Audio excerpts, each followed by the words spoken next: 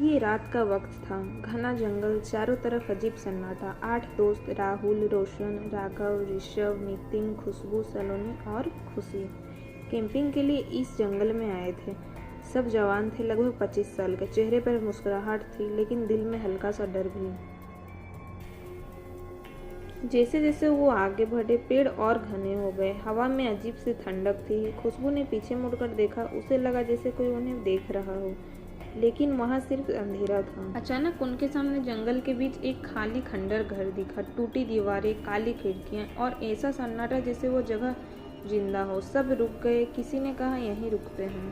तेज हवा चली और खंडर का दरवाजा अपने आप चर की आवाज़ के साथ खुल गया। सब चौंक गए। ये इत्तेफाक था या कोई बुला रहा था? मोबाइल की टॉर्च जली। सब अंदर घुसे। फर्श टूटी थी, छत से आवाज़ें आ रही थी। राहुल का दिल जोर जोर से धड़क रहा था। मन कह रहा था, वापस चलो। दीवारों पर अजीब अजीब खरोंचे और हाथों के निशान थे, ऐसे जैसे किसी ने यहाँ से निकलने की कोशिश की हो। सलोनी का हाथ कांपने लगा। तभी ऊपर से कदमों की आवाज़ आई, ठक ठक। सब ने एक दूसरे की तरफ देखा, लेकिन ऊपर कोई नहीं था। डर अब मजाक नहीं रह गया था। रात वहीं बिताने का फैसला हुआ। एक छोटी आग जलाई गई। आग जल रही थी, लेकिन ठंड बढ़ती जा रही थी, जैसे कोई अदृश्य चीज़ उनके बहुत करीब बैठी हो।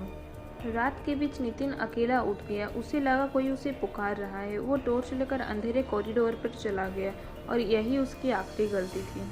टूटे हुए आईने में नितिन ने पहले खुद को देखा, फिर पीछे एक औरत, सफ़ेद साड़ी, जला हुआ चेहरा। उसकी चीखें दीवारों में ही दब गई। सुबह नितिन नहीं था। घर में अजीब बदबू थी। सब समझ चुके थे, यह जगह साधारण नहीं है। डर अब जानलेवा बन चुका था। सलोनी घबरा गई। वो भागने लगी, लेकिन खंडहर के रास्ते खुद बदल रहे थे, जैसे घर उसे छोड़ना नहीं चाहता। अचानक दीवारें उसकी तरफ झुकने लगी। परछाइयाँ हरकत करने लगी। सलोनी समझ गई, यहाँ दीवारें भी जिंदा हैं। ऋषभ किसी तरह बाहर भागा, लेकिन जंगल ने उसे चारों तरफ से घेर लिया। हर पेड़ जैसे उसे रोक रहा हो। धुंध के बीच वो औरत खड़ी थी, जली हुई, खामोश। उसकी आंखें सीधे ऋषभ की आत्मा देख रही थी, और सब खत्म हो गया।